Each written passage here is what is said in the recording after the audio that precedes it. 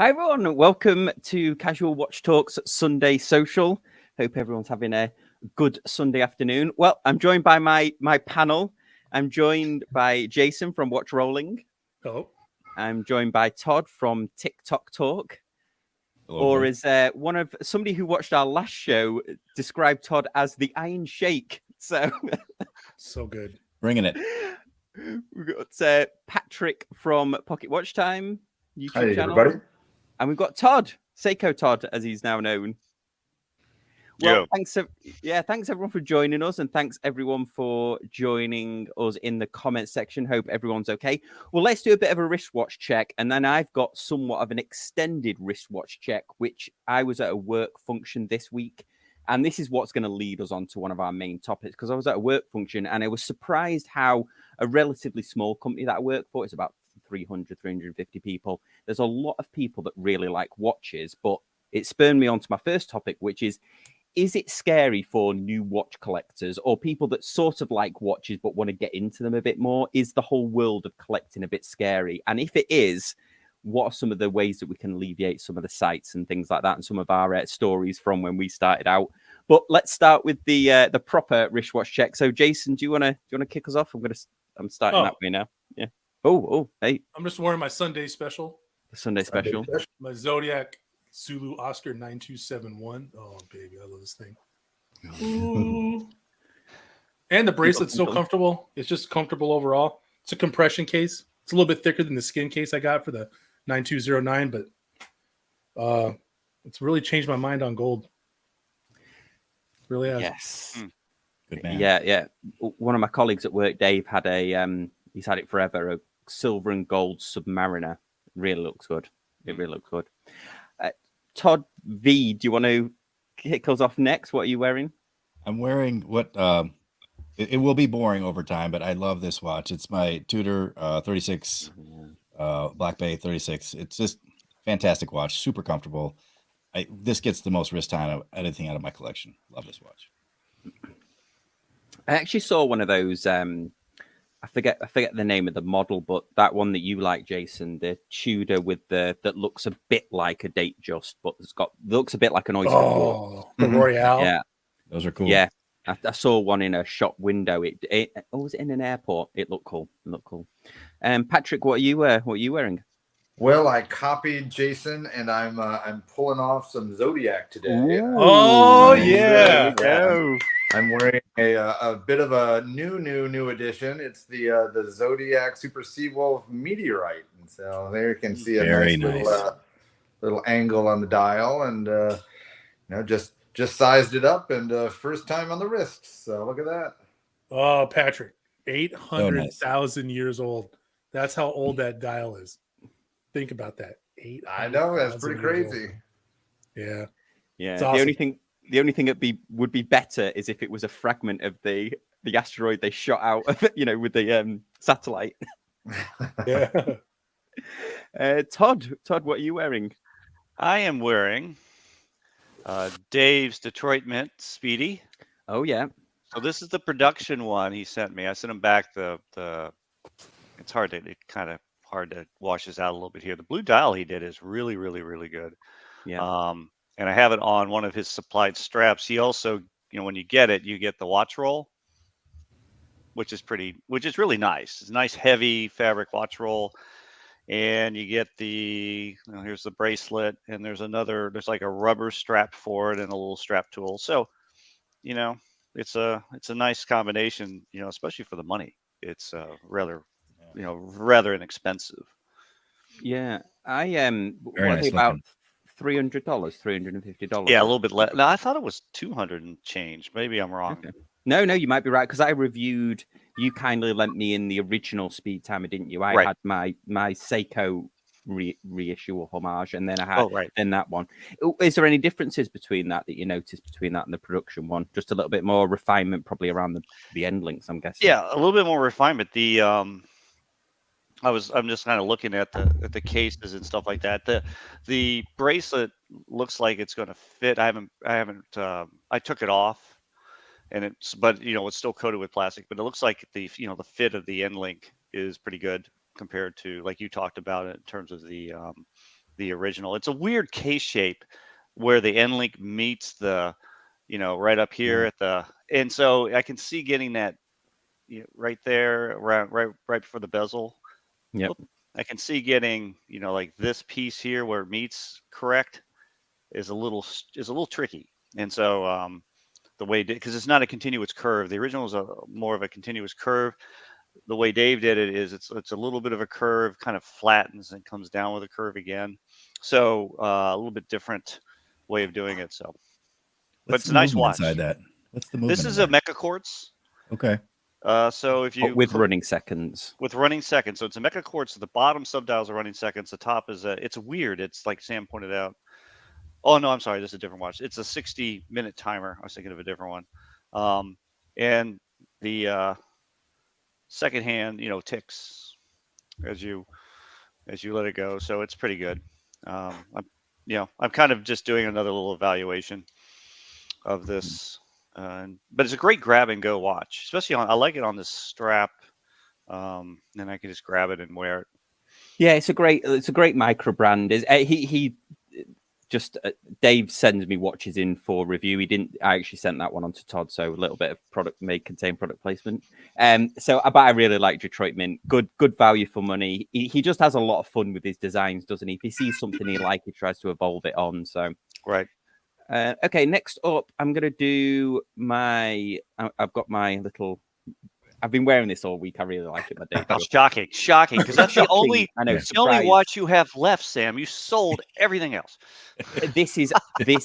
We'll do this in a future live stream, but you are absolutely right. Except for somebody that's not paid yet for an eBay watch that I've sold. That will be the last one, and I've got my 3 watches that I inherited. That one Arts watch that I got, and then obviously the Garmin, and then the Rolex. So. Which one's delinquent, Sam?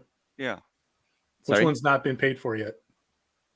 The Christopher Ward, the C60 600 that I had. The reason that I sold that, I love Christopher Ward, but I was so blown away by their new one. I need to find a way of trying to get hold of one without upsetting the wife, because I should be saving for a new sofa. Anyway, well, if the panel doesn't mind indulging me for a couple of seconds, where I was at my work event, and we have a work chat that, and we started a watch community on there, and because we don't often all get together because we're a tech company that works remote. So when we got together, we actually found a lot of new people that joined the group, and I asked them, hey, send me some watches over that we can show on the live stream. And I think it's really cool because it allows the company's only 300, and you think of sometimes the hobby of watch collecting can be quite isolating, that you think nobody else is really into it except for the people that you meet as part of a community like this. But it was interesting how many people that I work with that actually had really interesting watches. So I'm just going to scroll through these and thank everyone that sent me in a photo on our group chat. So first of all, Alvin, nice. He's got this really nice Aquis date. I didn't see it in person, which was a shame, but from the photo, it looks like it's a really nice green color. I tried to find a similar one on Oris's site, but it looks really cool. I love the green bezel on that. Is that the new one where they did the thing with the oysters in the bay? Is that the one that seafoamy? Because it does have a green tinge to it in the picture. Oh, it might be, because that does look like a sort of a subtle green, doesn't it? Yeah. Next up, that's handsome. Oh yeah. Yeah. So I had this one. Yeah. So this is Luke. I know Luke very well, and this is brand new. He's got it on a strap code aftermarket bracelet as well. But yeah, this is a Seiko Save the Ocean. His other watch is actually a Milgauss, and he was telling me how much he really loves just like how cool this watch looks. Yeah, that's the SRP E33. Does he have it on the engineer strap code? I believe so. It looks like it. Yeah, that's it. You tell Luke, you did a really good job. Mm-hmm. Yeah, absolutely. Samurai is one of my favorites. It's a great case design. Oh man, it's beautiful. Well, yeah, it's actually going to feature again on this list as well. So this one, Darren, who is the VP of my department, so this is the most important watch on the list. This is the Citizen Pro Diver, and again, he's got it on an aftermarket bracelet as well. I'm not sure where he got the bracelet from, but it fits really well. Yeah, It completes the look. This is one of my favorite dive watches. I made a video on like 7 reasons why this is the sort of one of the most ultimate dive watches. Just really cool watching. Also, there's another guy at work, Brendan, as well, who has this watch. Next up, Anton. This is a Hublot Classic Fusion. I don't think, other than when I met Anton, I don't think I've ever seen anybody else with this watch on in person. Has anybody else seen one of these in the wild? I suppose that's what makes it cool, is that you don't often see them, but obviously there's an aftermarket sort of crocodile bracelet on, crocodile strap on there. No, I've never seen a Hublot in the flesh. No. Yeah, I think only once I've seen a Hublot. Yeah, I've seen one, and it's a guy who owned also like a Ferrari or something like that. It all seemed to fit the right picture. Yeah, absolutely. And then last one here, Josue. Yeah. There's the black samurai with the gold. So good. Man, I would argue it's the best case ever. I've never owned one. That case. It's a great case. It's so good. It's so stinking good. I mean, and I get I've worn a turtle, and I've owned samurais. I still have a samurai, and I would argue that the cushion case of the turtle is much more comfortable, right? And I have a bigger wrist, but there's just something about the angularity of that samurai case that is just. And you have, and then the what is it? What is the bezel, Todd? It's a coin edge bezel or a Yep. Yeah, I think it's a coin edge. So when you get it in the right light, and you, based on what kind of case you have, and you let that coin edge reflect the sun on the case, oh man, it's like a little party. And I've never really seen it picked up unless it's really good macro photos. But it's just, oh man, I love the samurai. Yeah, plus the handset is so great. I mean, when they line up and it turns into a little rocket, it's like the coolest thing. Yeah. I never thought of that. Yeah. I've never really. I've always been naturally drawn to the turtle, just because I like the way the case feels, and I never really looked seriously at a samurai, to be honest. And you have to see them in like macro photos too, or take your own pictures, because I think some of the more organic case shapes they don't photograph as well, because you don't get as much light and surface to work with. And I feel like the samurai case with, even if you're taking darker like loom shots, you can get some light play off that case at very harsh angles, and you can see even in the dark the outline of that case shape. And I don't know, maybe I'm just nerding out about it, but it's there's one detractor in the comments, which I think I might have to agree with Jason. He says the SPB 143 may be the better case, and man, that is a gorgeous watch when you look at it. So I'm torn. I kind of agree with Terry there. Is that that's the reissue, that all silver one, that all gray watch? It's about $1,000 watch. Yeah, it's beautiful. Yeah. It is an attractive watch. Yeah, and I know a bunch of people that have it, and but awesome. To each their own. Cool. Well, thanks everyone at my work that sent me in the those watch shots. There was a lot more. There was some really cool. Mike had a really cool Submariner at work, and then Ed, who he didn't send in a photo, but hopefully he'll give me permission to show some of his watch photos. He had a black Submariner, and he used to be in the Paras, and he's jumped out of. I think he's done like 7 plane jumps with this Submariner on, and he's had it replaced countless times. The movement and the bezel and things like that. It's a really, really cool story. So hopefully, maybe I can persuade Ed to come on and tell us about his Submariner. It was fantastic to have that his own military history associated with it as well. Okay, well, let's start. We've got 2 big topics today. One is watch collecting scary? And then we're also going to talk about the X-33, the new mission to Mars. So, anybody got any preference where we start here? Do we want to talk about the Omega first, or should we go into the scary watch collecting? Scary watch collecting. Scary watch collecting. Okay.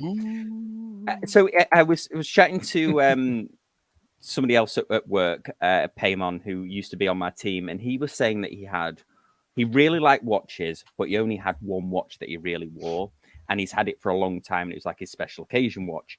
And I was chatting to him, he was like, "Oh, I don't really know a lot about watches and stuff like this," but I bump into a lot of people like that, where they kind of they like watches, but they don't know too much about them. And it got me thinking, maybe it can be quite daunting. I think when you go into it, understanding everything, and I think also understanding what is value, I think is quite daunting as well on watches, where some watches seem very expensive, but you can't judge the value. But I suppose what spurred on this was, I remember feeling quite scary, and there was a number of things. I suppose this is the art of TGV, I should say, that when you start watching him, he makes watches seem a lot more accessible, and also cheaper watches, sort of more affordable end of the market as well. He really bumps that up. But I don't know if anybody want to start here. Jason, I suppose you're kind of the newest out of the team, I guess, to watch collecting. Did it seem scary to you when?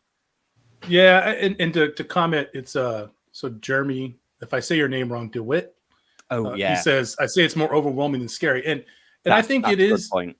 So me and my wife were having a conversation earlier, and I will relate this to watch enthusiasm. But when I was a little kid, I didn't really have anyone that showed me how to do anything. I kind of learned everything on my own, right? And so I have a lot of friends that can fix stuff. Like, they're really handy. Like, they go out and they fix wood stuff. That I can do drywall and simple things, but I'm not really like super mechanically inclined. And for stuff that I've always enjoyed doing my own, I would go teach myself. And those were more like, I would say, intellectual pursuits. Like, you can go to a library and read, it's free. Painting and drawing's kind of cheap. I could go get pencils and papers. But like, I never was taught or had anyone to mentor under to learn how to fix stuff. So for me, it's just something I make enough money now, thankfully, to pay to have people do. And then I just hold them accountable if something goes wrong. That's how I balance that out in my life, because I'm in my 40s. I ain't trying to learn how to go, swap out a transmission in a car. So initially, when I started watch collecting, that's the part that, like Jeremy said, it's overwhelming. For me, it wasn't overwhelming because I have a basic understanding of, I hate that word. Like, what's the term that everyone uses? It's a great value proposition. I know people don't like that term, but it's kind of easy to tell when you can look at a spec sheet, right? Maybe my military background, I could look at a spec sheet, see something, and say, okay, this watch gives me this specs, these materials, and this watch does, but this watch is $1,200 more than this watch. So initially, why would I buy that watch? Right? Now, maybe I didn't know the story behind it, if you're into that kind of thing or whatever. So for me, it was scary because it's like, I don't like making mistakes. And that's where it goes back to like the fixing on the house, right? I could go do that thing, but I'm going to screw it up probably the first 3 times. It's going to take time in my life I'm never going to get back. Money that I basically felt like I threw away. And then either I have someone come fix it for me, or I get one of my friends who come over and shake their head at me and say, why didn't you just have me fix it? Because you can't fix anything. And so, because that's what real friends do, right? And I felt the same way about that when it came to watch collecting in the beginning was, okay, this Seiko, like Terry brought up the 143. Well, I would argue that my Zodiac Zulu Oscar 9209 is of the same caliber. They're both, that's a skin case. That's a thinner case. They're both, they harken back to a time. They're both gray beauties. I would argue that my Zodiac's dial in a 12-round fight knocks that 143 dial out of the box any day of the week. That's my subjective take on it. So for me, I think it could be scary for some people if you have no background or even anyone that you can talk to. It can be scary because, let's be honest about it, $500 is $500. And most of us probably are self-made. So we remember a time when $500 was a substantial amount of money. And if we don't get hands-on with the timepieces to go to see how well it's made or to understand the background, that can change that $500 to us. And if we don't understand that, Terry likes the 143 and that thing's like what, like $1,000, $1,100. But when you see it and feel it and you see how it's made, that thing will outlive you. Yeah. So it's not really like the $1,100 might look a little more feasible at that point. You know what I mean? So I think that to me was the biggest scary thing in the beginning was, I know that specs don't always tell the story, but for me, it was a safer bet. There was some stuff I bought that I've since sold that matched up spec wise. But what I know now, some of that stuff's being mass produced. There's not a lot of story behind it. I'm not going to say a line to it, but I don't have a connection to it like some of the pieces I have now. The stuff you guys have seen what I have now, there's stuff there that really Like there's stuff I'm never gonna. I either research the heck out of it, like my Zen, which at first I would have never paid that much for anything, but I understand what that 105 UTC is, and it's. I had made a mention to my buddy the other day. I'm like, oh, I might move that to get the LHD. He's like, don't ever get rid of that Zen. And he just started. He's like 3 months into it. He's like, if you get rid of that Zen, I'll punch you in the face. And I'm like, all right, dude, I won't get rid of the Zen. So yeah. I think that's just a long answer for your question, but I think that's why it can be scary or overwhelming. And sometimes they're a little bit of the same thing. Yeah, you just made me think of something, which is, I think it might not be unique to watch collecting. It might, I suppose, maybe shoes and other things, but there's very well respected brands that make quality products like, I don't know, like Armani or Gucci or people like that don't make good watches. Like, it's almost like that they make high class other items, but the watches were at one, like Armani, I think is a classic example of this, where the watches just aren't that good value for money. They're just, you're not getting a lot for your money, but from a brand, from like a respected brand. And I think there's other brands that kind of have fallen into that over the years, where you can't always assume that because they make high quality other items that their watches are also going to be of a similar quality as well. So that, I think that can be a bit of a minefield, because I know a lot of people gravitate towards those type of watches. And there's nothing wrong with those. It's just that a lot of them typically are quite overpriced, I would say, for what the specs are. But I don't know who wants to go next on this sort of question. I'm happy to go next if you want. Yeah, please. So I never found it scary, mostly because of guys like you, Sam. Once I first started really getting into it, I'm a media consumer, so let me look at channels and let me see what other people, their personal experiences have been with watches, and so that alleviated that. The part for me that was scary is kind of a background on me is when I was younger, I worked in retail, and until I worked at a department store, I went out, and when I wanted to buy something new, I just paid full price and never thought twice about it. But after working in a department store and realizing that with an employee discount and waiting for it to be on the clearance rack till it was like 70% off, I'm like, I'm never paying full price for anything ever again. Yeah. So I started, when I started really collecting in earnest, I joined a number of groups on like Facebook and found a number of guys that I really trust. And so the only scary thing kind of goes back to what Jason said, where you go, I'm going to put $600 into somebody's PayPal account, and then I'm just going to wait for this watch to come into my mailbox, freaking out, waiting for that to arrive. And then, you have that moment where you open, and you're like, okay, I got the watch. And then the scariest is when you start playing around in other brands or upper scale brands. And I know there's love and hate for Tag, but again, as a child of the 80s, I'm a fan of Tag. And people can say what they want. Tag has a thing in your head of like, that was the watch. When I bought a Tag recently, it was so cheap. I was really nervous that it was going to be a counterfeit, and the guy showed me screenshots that he sells watches to like Roman Scharf. And I was like, okay, all right. That guy knows this watches. But even after I got the watch, I had to take it to my watchmaker and have him crack it open. Like, is that the right movement that's supposed to be in there? He's like, nope, you got the real thing. So that's, I think, the scariest part is when you're buying secondhand, what am I actually going to get, as opposed to walking into that AD or a department store and picking a watch off the shelf. For me, that's the only thing. But I found, like I said, a network of 6-7 guys that's like, I just go to them now. Like, I'm looking for this. Anybody got it? So it's much better. That's the point. That's where I'm hoping I get to. And I need to do a better job of reaching out to you guys, because there's been stuff I'm interested in. I revert back to like being insular and just researching on my own.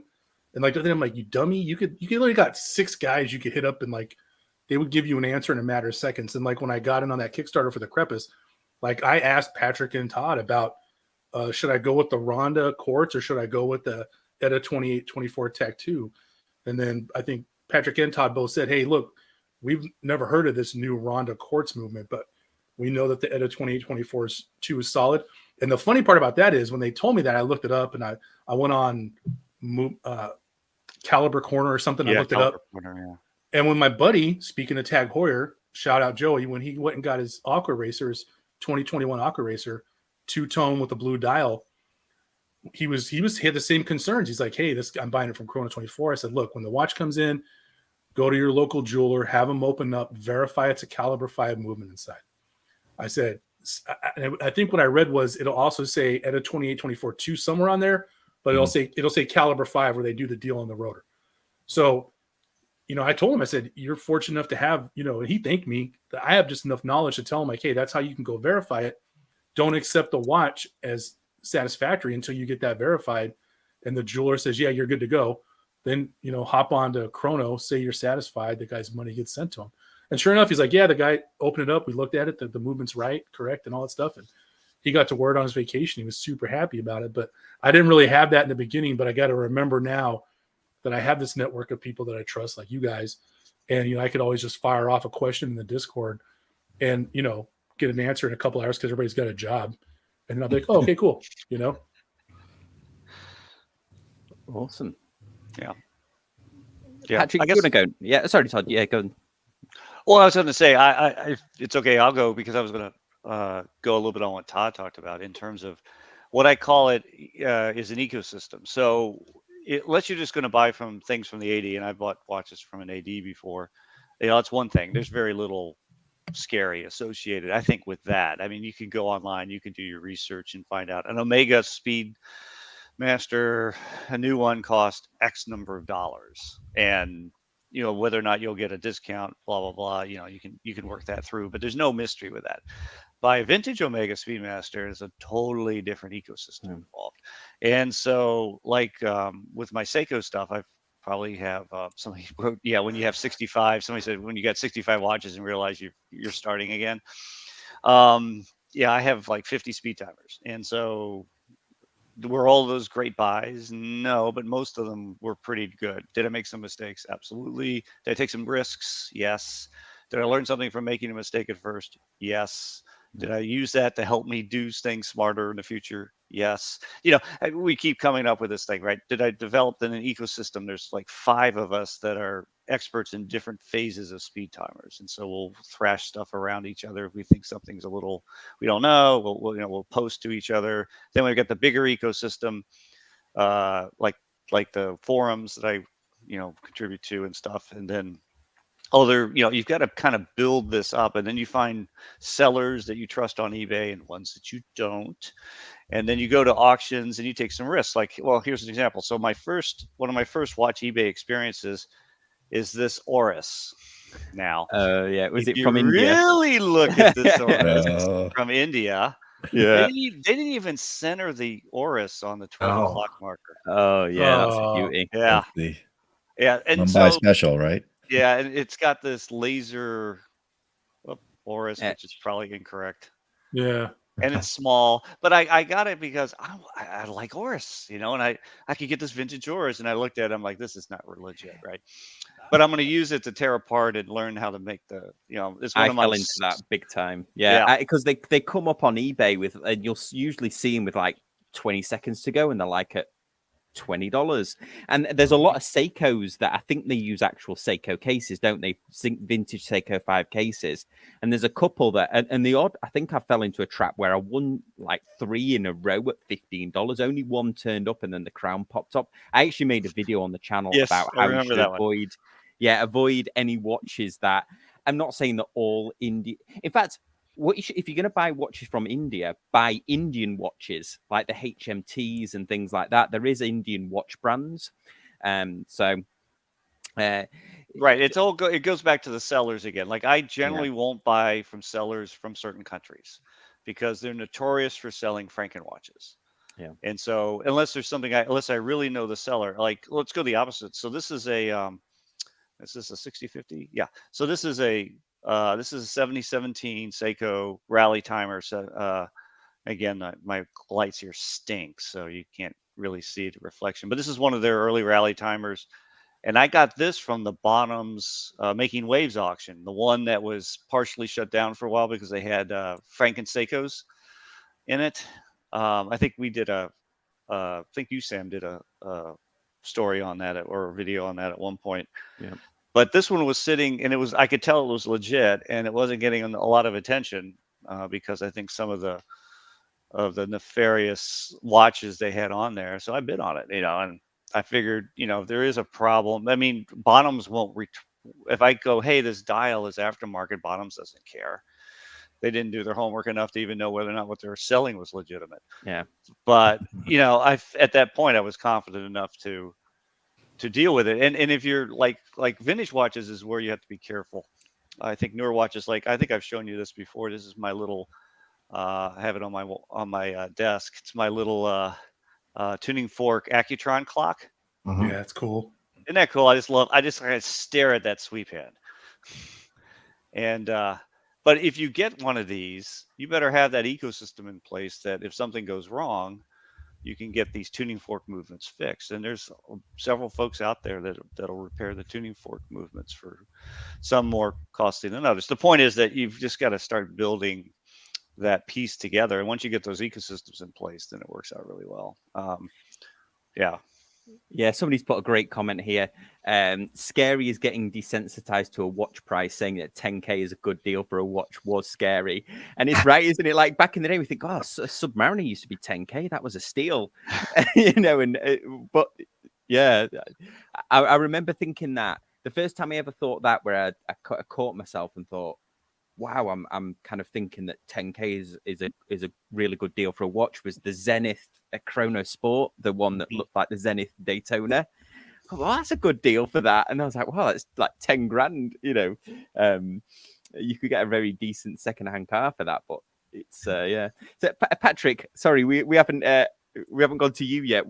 You've got such a vast array of collection, haven't you? Was there any point where you were like overwhelmed by it, or were you always excited to just learn more and get more watches and stuff like that? Oh, I could take the whole show myself with that answer, but I'll kind of jump on to, actually, I think Orange Hand kind of stole my major one, which is just somewhat the combination of FOMO, the fear of missing out, and peer pressure. Because I'll use this example for, this little Zodiac I just got. I mean, it popped online. It was $1,800. And I said to myself, man, okay. And, I even told my wife about it. And I said, oh, yeah, I bought this little meteorite dial Zodiac. And she goes, oh, great. And she goes, how much was it? I go, $1,800. And my wife was like, oh, that's cheap. And I'm like I mean, yeah. I've conditioned my wife into now thinking that an $1,800 watch is cheap. And if you really think about it, that's crazy. I mean, your wife may be clever like a fox. Now her $1,800 Jimmy Choos are cheap. True. But I mean, for me, that's kind of the thing that's just crazy, because I mean, I remember my first watch, which is crazy as it kind of is, was a relatively expensive watch. I was doing some, I don't know how to say this, some underhanded eBay selling. I was making bootleg copies of a DVD when I was in high school, and I was making it from a Japanese version of one of my favorite movies, and was selling them for about $50 a copy for what cost me less than 75 cents to make. So I was a very well-to-do high school kid, and it was all cash. It was all money orders. I mean, this is before the age of everything. And it's before the age of 18, Patrick. Yes. Right. Okay. Yes. Yeah. And the statute of limitations. You were under the age of 18. Now. Yes. We do not condone the unauthorized production. Allegedly. Piracy is bad. A friend. Yeah. But asking for a friend. But what was really funny about that's what made me buy my first watch. And my first watch was actually a really, really cool Seiko. It was a Seiko Sportura kinetic chronograph. And I remember the ticket price was about $2,600, but you could buy it for about $1,500. And, for a Seiko, that's absurd. But, as I said, as a guy who just had, money he had to get rid of coming out of his ears because of his questionable business practices, I bought that watch and I loved it for a decade. And, until eventually the capacitor died and I had to sell it because it cost as much to get it fixed as I bought it for. And, I kind of thought that was just silly. But, then I started to kind of get into really buying things.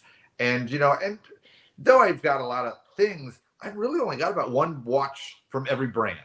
I'm not a hoarder of different collectors. And, I've got one Rolex, and if I buy another Rolex, I'm probably going to get rid of a Rolex. I bought this Zodiac, and I've got an old Zodiac, and I'm thinking about getting rid of the old Zodiac because I don't like... DM me, Patrick. I don't like having, multiples of a certain thing. And I do that intentionally so that I don't feel sort of like I'm getting peer pressured into keeping something. Like I don't want, if the Moon watch, everyone loves it. I hate it. I mean, I think the Moon watch is a horrible watch. I don't like any part of it. And I know. Todd. I know. We're having technical difficulties with Patrick's line. Todd, you already knew I felt this way. But I mean, like, I will never buy a Moon watch. There's nothing exciting to me about that watch. And, and I'm not going to let, peer pressure of everybody in the world saying it's a great watch change my mind.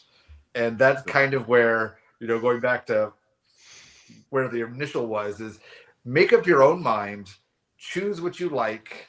Don't let other people talk you into it. And if you don't love it, don't buy it, because 100%. There's no love behind it. In a year, 5 years, you're going to fall out of love with it. And then you're going to lose money on it, and you're just going to feel dumb in the process. That is such a great point about, like, for new watch collectors, isn't it? Like, I think that if you can't convince yourself you're going to love something, and what I learned about myself, other than not liking a watch without the date, was if there's some tiny thing, it's like a roommate, isn't there? It's like if they do something weird, like first couple of times it's like, oh, it's quirky, or they drank my milk, and then afterwards it's like, if you touch my milk, I will probably rip your hand off. Like, after I think that with watches, where it's like there's little things to me, if I'm not quite, if there's something that bothers me about it, I can convince myself for a short time that it doesn't bother me, but after a while it kind of builds up, and I'm just... So now I've learned that if I don't like something, like the Squale that I bought and then sort of sold it within a week, because I just couldn't live with the fact that the case was so badly proportioned, and even though I'd bought into the hype and that the history of Squale and all the cool stuff that the company had done, I just couldn't live with it. So there's a couple of great comments. Guys, the comments have been absolutely fantastic. So Christopher says, well, actually, this is the second part of his comment. His first comment was to do with it can be scary when dealing with dealers that don't treat you like a human being. So I've never had a really bad experience in a watch AD. In fact, I've been into several Rolex ADs, and they've always been very nice with me. And I don't know, I think there's just people that are funny in all walks of life, regardless of where you are. I mean, you can have a bad experience in McDonald's, can't you? Versus, I don't know. And I worked in retail as well. I worked for an Apple Mac reseller. And I think when you work in retail, you really have to work. It's a difficult job to do well, because you're constantly having to, you're dealing with the general public, and you get a sense of people who might be serious about buying stuff, who might not. And you also get a flood of, especially I worked in an Apple Mac retailer in the early 2000s in the UK when Apple wasn't big at all. It was still an enthusiast's brand in the UK. Like, you really had to know about Apple to want one. And the amount of people you got coming in telling you how much better PCs were and how much they like PCs, and this is really overpriced for what it is. I'm imagining that there's a lot of people that work in these watch stores that get that a lot, like, these watches are expensive, constantly all day. And it does take a skill as a retail salesperson to just kind of reset yourself and start the conversation again each time. So I can see it from both sides, really. I've never had a bad experience, but I know people that do have bad experiences in watch stores. But do you think does that fear ever put anybody on the panel off from going into a watch store at all? Yeah, Patrick, you feel that? Yeah, I used to. I mean, yeah, I don't know. My AD must have gotten a memo, because I live in Tampa and we've got one AD. So hello, you know which one I'm talking about. They used to just treat you like human garbage. I mean, it was the point that I love watches. I love to walk in and I love to just look in the counter. And I would skip the watch store half the time because I didn't want to get a kick in the gut. And I mean, I said it really did. It put you off from even wanting to walk in the door. And I said, I don't know what magic has changed in the last 2 years, ever since COVID. They truly have been much nicer. I mean, to the point that they actually even return texts and talk to you and try to sell you a watch, where before, I mean, they didn't care. And I said it's definitely much nicer to be liked than hated. Yeah, this Jeremy, he's full of like really good points. He's full of really good comments tonight. Thanks, Jeremy. He says, I sold motorcycles and I was guilty of profiling people until I brushed someone off and they went to my co-worker and purchased a 15 grand motorbike. Yeah, I think if you work in retail for a long time, there's definitely those cases. It takes. I'm sure the same with if you work in in like a high end, well, any car dealership. I'm sure you get a sense of people that you've really got to be on your game to be reset your emotions each time when you're speaking to people, I guess, and that's the skill. That's the skill of working in retail. Everybody should be like that, I should say. What Jeremy said, I think I feel like we shouldn't do this, but I absolutely think about what I'm wearing and what I look like when I go to the AD, and I think it does make a difference. It shouldn't, but I think if I dress like a professional and I go in and I'm wearing a nice watch, it's a very good experience. And because I assume they're profiling when I walk in the door.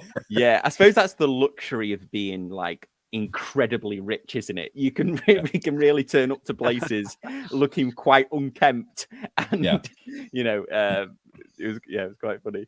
But well, any last points on that, and then we'll perhaps do a little bit on the X33, considering everybody else has been talking about it. Well, thanks for everyone for the comments in there, but I definitely wanted to talk about the new Omega X33, and let's just pull a picture up here so we can all see it. So this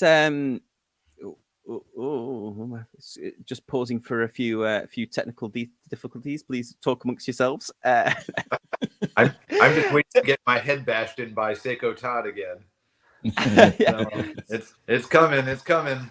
It's coming right now, Mister.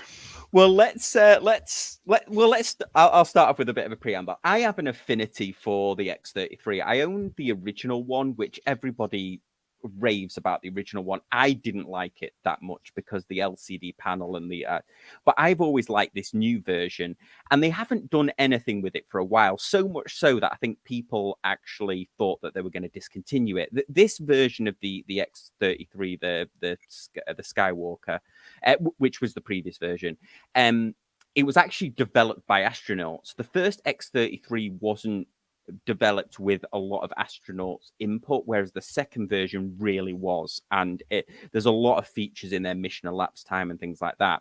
So I'm glad to see this version, and I'm glad to see that Omega's still investing in these high precision thermo quartz watches. But I guess, well, first of all, I'll ask the panel what they think of it, and then also the second question will be, is it too early to be talking about a Mars watch? Is it a marketing gimmick at this point, or yeah, I don't know. Todd V, you might be best suited to attack this one. Working for NASA. We are way off from getting to Mars. We got to get back to the moon first, and that's not going to happen probably till 2025 right now. So, and the moon missions are what are going to feed the Mars mission.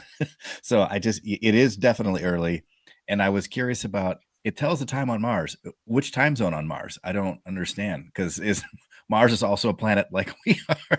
Isn't there multiple times on Mars? There's not just one time on Mars. Yeah, and who decides that? Is it the first person that gets there decides that what time zone it will be in? Mars. Yeah, I don't understand that component of it. Mars Standard Time. MST. Mars Standard Time. Okay, it's their GMT on Mars, and right.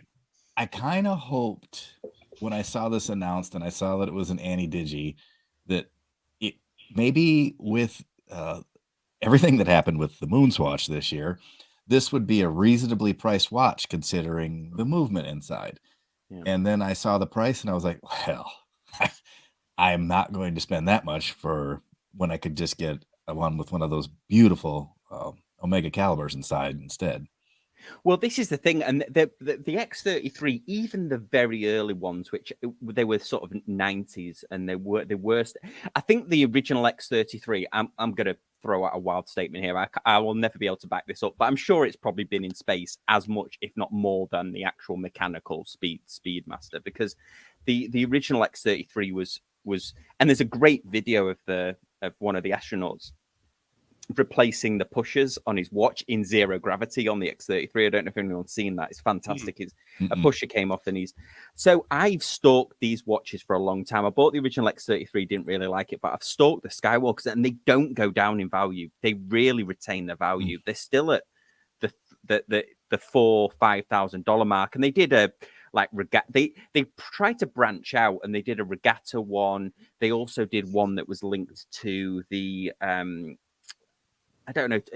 Other Todd, do you remember this? Was it to do with a balloon mission around or something? It was like a solar airplane or something. They had like a special version that was sort of fluorescent. Not certain now. Which one for the gentleman that jumped from the balloon that reached the edge of space? That was a that was not an Omega, was it? That was a Red Bull.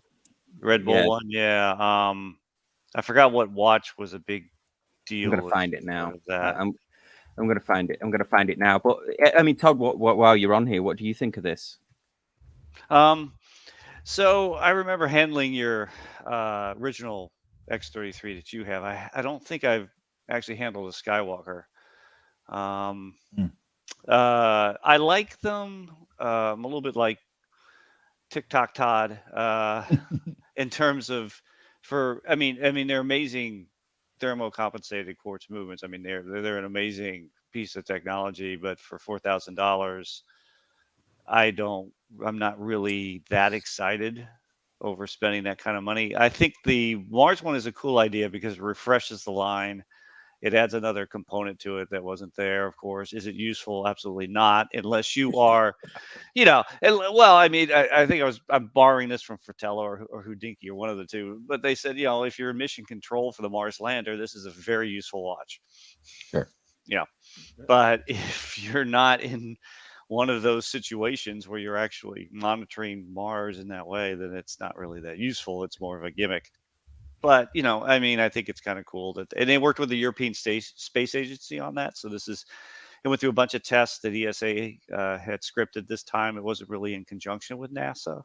So I think that's pretty, unique and new. If you look at the back, case back, you'll see where it talks about ESA. But, it's a good looking watch. Yeah, there it is. Tested and qualified. But, for me personally, it's not something I aspire to Todd's point. I pick up a coaxial Omega of some sort before I would consider doing this. And I'm a chrono guy, but the anti-digis are cool, but I've not been that thrilled with them. It's also titanium, and I'm not really a big titanium watch fan. They're just not heavy enough for me.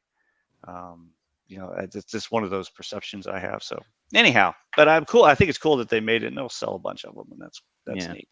This was the one that I had, and I was I loved the look of it. But when this LCD, the problem is that the hands visually merge too much into the dial, because the dial is when the light hits it, it also is quite light in color. So that was probably one of the watches that I bought pre-owned that I was most not disappointed in. I thought it's the one watch that I thought I would absolutely love, and when I got it, I didn't love it. So thanks. That's a better price point there on that one. They've really shot up. You used to be able to get them for $1,000, and then of course the reason that they shot up, Todd, I don't know if you remember this, but the guy on the Dragon, he wore this, the Dragon capsule, SpaceX, the Dragon capsule. He wore this watch, and it was super prominent. And the next day, they doubled in price. Yeah, of course. Used to be able to get them. So thanks everyone in the comments. It was the Solar Impulse that I was thinking of, which was the first I don't know whether this was a successful flight, but it said it was an attempt to circle the globe in an airplane powered only by solar energy. So, that's right. Okay. Can I ask a question? Mm-hmm. Okay. Yeah. So the X-33's been to space, right? Oh yeah. Yes, many times. Yeah. The Speedmaster's been to space. Mm-hmm. They've both been to space. Various versions have been to space. Yes. Yes. The most accurate watch in the history of the world is a quartz watch, right? Mm-hmm. You guys help me understand. So why do we poo-poo the $4,000 quartz watch that's been to space? But except for Patrick, but we rave about the moon, the Speedy that's been to space. That if, let's just say you got stranded in space, I'm sure you would have backup batteries for your quartz watch because it's a space mission, but that watch is going to outlast the automatic, right? I just don't understand it because at certain, and that's not you guys, I'm just saying in general, I think like it's the watch community, right? Like we pick and choose when we want to praise science, like literal science, right? Like a kid that goes and buys a $10 F91W right now has a more accurate watch than the most expensive watch I have. That's an automatic watch. But I just don't understand because the people see this. I think this watch is cool. I mean, I know it's an anti-digi and everything, but it's like we rave about a watch with Snoopy on it because he was part of their safety program. But then we automatically turn our noses up at this anti-digi watch because some people said it's not red like Mars. Well, Mars is like more brown. Like I've seen actual pictures of it. It's not literally red. You know what I mean? And I mean, I just wonder why. I just don't understand why. That's a whole show in itself, probably. And also, you are right. You're right, Jason. I mean, I want to be on that show. Yeah, well, this watch here, the reason I pulled it up, this Timex data link, this is a $100 watch. This was one of the first ever watches to get authorized by NASA for its space exploration. It was a collaboration with Microsoft and Timex. In fact, arguably, it was one of the first ever smart watches because it has this little this little dot here is a light sensor, and when you had an old CRT computer, and there was an application that would flicker. You can't do it on an LCD. You could only do it on a CRT. It would flicker a barcode, and the watch would pick it up and then store all of the information on it. So this was actually a NASA authorized digital watch. If anybody's really interested in getting one, of course, loads of G-Shocks were worn there as well. But that was yeah, you're right. This could be picked up for $100 on you know, and arguably, to your point, Jason, is as accurate as the X33 or the new one. Hey, listen, Todd, don't get me wrong. I love Snoopy. I love his cousin Spike, who lives in Needles, California. love Spike. Yeah, he has a great mustache and a great hat. You know, and he lives the minimalist lifestyle. Like I'm all for that. I've always just thought it was fun. I mean, it was the first thing I picked up on in the watch community. It was the very first thing I picked up on. Really. Yeah. It really does. You're right. It no, does. It's more of, I think for me, it's more of a matter that the handiwork and the build of that coaxial movement is very different than a quartz module that's being printed and slapped into a computer or machine. And I know that, like, to Todd's point, it's a very high end quartz. It's a very good quartz, but still the cost of creating that movement versus that analog movement is a huge difference in cost, in research and development, all that stuff. And so you go like, I get why that costs what it does. Yeah. That's the thing. I just feel like the first one. Yeah. And but isn't that finding a solution to a problem we don't have? Well, I think that is the essence of why the 80s, where everybody was buying quartz watches thinking, oh man, that's better. And they charged more like back then, but now we're like, okay, but it really doesn't. The quartz module that's in that designer watch that Sam was talking about earlier is a $15 Chinese module. I mean, it's nothing, so you go, ugh, no, there's not a little Swedish man or Swiss man over a bench with the monocle on and working on that. It's module. Well, let me throw in some actual nice words for Omega. It's here we go. Drum roll. It's rare. Put them on full screen. It's rare to hear, but I actually think the look of this watch is really nice. So I like the bezel. I like the design. Yeah. I actually have nothing wrong with any Digi, but I'm going to give my 2 critiques. So I gave my positives, but here's my critiques. One goes back into the other point of our show, which is things you don't want to do in watch collecting. And one that I'll add to the list is buying gimmicks. And as we all said, this is a gimmick. And the whole Mars thing, I mean, you can like Mars, you can work for NASA. But right now, as I said, it's a gimmick. And nowhere 2 years from now, 3 years from now, 10 years from now, is a gimmick going to be cool. It's going to be a regret. It just is. And, I don't have a nicer way to say it. Gimmicks are just gimmicks. And I'm not a fan of that in a watch collecting, world. But I do like the watch.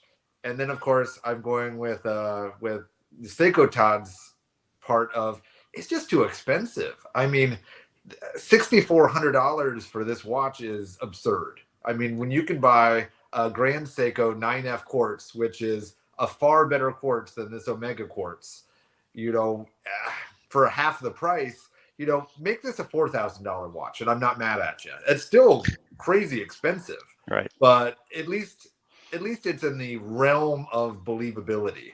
Making this almost a $6,500 watch is just ludicrous. Yeah, I mean, and while we're upsetting Omega people, Patrick, would you say that is James Bond a gimmick? Would you say, completely? Complete gimmick. Complete gimmick. Complete gimmick. It's a fictional character. Yep. And in the books, he wore Rolex. So, and I like James Bond movies, I do too. even though I like oh man, I forgot his name. Oh, I like Bourne Identity much better. But but I know total gimmick, and I would never even want to buy like that. What was that? The Omega that had the 007 as the counterbalance in the second hand. You're like, oh no! I saw one like close a child's up watch at an AD, and they had it in a case, and it was they couldn't. They were selling it. But I said it's just if you like it for that reason, yes. But once again, I'm not going to buy a watch because you tell me James Bond likes it.